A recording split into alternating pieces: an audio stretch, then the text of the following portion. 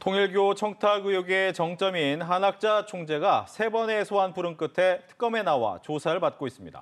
특검은 원칙론을 강조하며 영장 청구 가능성도 내비쳤습니다. 특검팀 나가 있는 취재 기자 연결해 보겠습니다. 이채연 기자. 네, 오전 10시 시작된 한학자 총재에 대한 조사는 12시 반쯤 점심 식사를 위해 한 차례 휴정 뒤 오후 1시 반부터 재개됐습니다. 부축을 받으며 피의자 신분으로 특검에 출석한 한 총재는 왜 일방적으로 조사 날짜를 정했냐는 취재진 질문에 수술을 받고 아파서 그랬다고 말했습니다. 김건희 씨에게 목걸이 등을 전달했는지 같은 다른 질문에는 나중에 들으라며 즉답을 피했습니다. 3번의 출석 요구에 불응하다 오늘에서야 모습을 드러낸 건데 특검은 오늘 정례 브리핑에서 원칙 조사를 거듭 강조했습니다. 특히 한 총재가 공범에 대한 구속 여부를 지켜본 뒤 원하는 출석일을 택했다며 향후 법에 정한 원칙과 절차에 따라 엄정 처리할 계획을 하고 말했습니다. 구속영장 청구 가능성을 내비친 것으로 해석됩니다. 네, 한 총재는 정치자금법 위반 등의 혐의를 받고 있는데요. 오늘 조사의 쟁점은 뭡니까?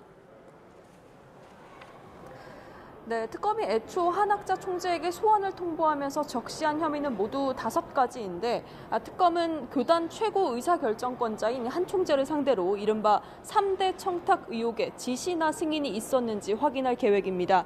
먼저 한 총재는 20대 대선을 앞두고 윤영호 전 통일교 간부와 공모해 권성동 의원에게 불법 정치자금 1억을 전달한 혐의, 또 건진법사 전성배 씨를 통해 김건희 씨의 샤넬백 등을 전달하라고 지시했다는 혐의와 재작년 국민의힘 당대표 선거를 앞두고 교인들을 당원으로 가입시킨 의혹 등을 받고 있습니다.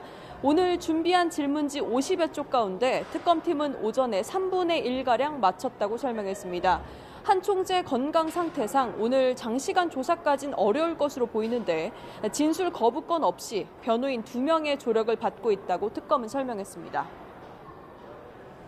이유한 그림을 건네며 공천 등 인사청탁을 했다는 의혹의 핵심 인물인 김상민 전 검사에 대한 구속심사가 진행 중이죠.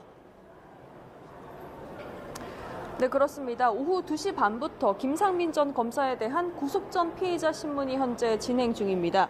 김 전 검사는 법원에 출석하면서 영장 청구서에 기재된 범죄 사실은 사실과 다르다며 특검이 수사권을 남용하고 있다고 밝혔습니다.